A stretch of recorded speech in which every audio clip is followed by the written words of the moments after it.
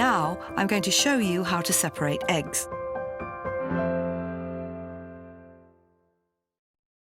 The first rule is always one at a time, because if you break a yolk, it won't spoil all the others.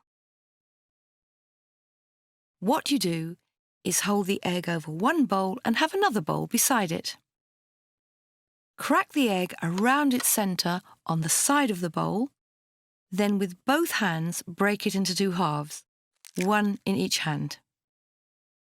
Now you slide the yolk back and forth from one half of the shell to the other. And as you go, the white will trickle through, keeping the yolk intact. Then place the yolk in the other bowl. If you happen to get a bit of shell in, just take it out with a spoon.